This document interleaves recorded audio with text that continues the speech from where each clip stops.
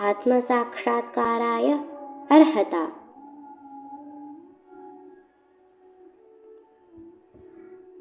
कदाचित् कश्चन साधकः महात्मानं कञ्चित् उपसर्प्य प्रार्थितवान्, महात्मन्, अहम् आत्मसाक्षात्कारं प्राप्तुम् इच्छामि, कृपया तदर्थं मार्गः दर्श्यताम् इति।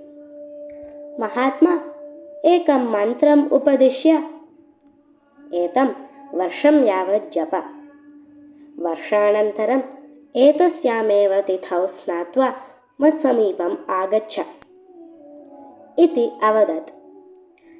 एतत् अङ्गीकृत्य साधकः ततः निरगच्छत्। वर्षम् अतीतम्। महात्मा काञ्चित् मार्गसम्मार्जिकाम् आहूय अवदत्, अद्य मां द्रष्टुं कश्चन आगमिष्यति, भवती सम्मार्जन्या धूलिम् उत्पाद्य धूल्या तं स्नापय इति।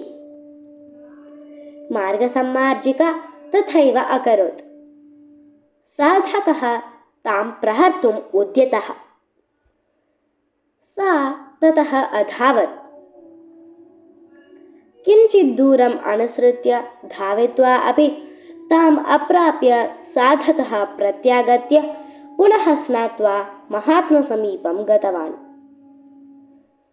इदानीमपि त्वं सर्पः इव दंशनाय प्रयतसे, पुनरपि वर्षं यावत् मन्त्रजपं कृत्वा अग्रिमे वर्षे एतस्मिन्नेव दिने आगच्छ इति असूचयत् महात्मा।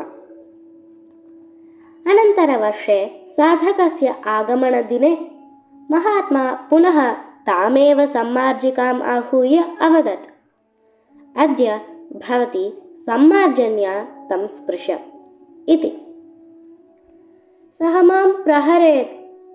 सम्मार्जिका अवदत्, न प्रहरिष्यति सः, कानिचन निन्दावचनानि वदेत्, तावदेव। महात्मा अवदत्। सम्मार्जिका महात्मना यथा उक्तं तथैव अकरोत्। साधकः कानिचन निन्दावचनानि उक्त्वा पुनः स्नात्वा महात्मनः समीपम् अगच्छत्। महात्मा अवदत्, दशनं परित्यक्तं, किन्तु भूतकारः न दूरीकृतः। एवं स्थिते साक्षात्कारः कथं प्राप्येत? वर्षं यावत् पुनरपि जपं कृत्वा वर्षानन्तरम् अस्मिन् एव दिने आगच्छ इति। वर्षम् अतीतम्। यदा साधकः आगच्छन् आसीत् तदा महात्मा कर्मकर्याः द्वारा अवकरैः स्नानम् अकारयत्। तथापि साधकः शान्ततया एव आसीत्।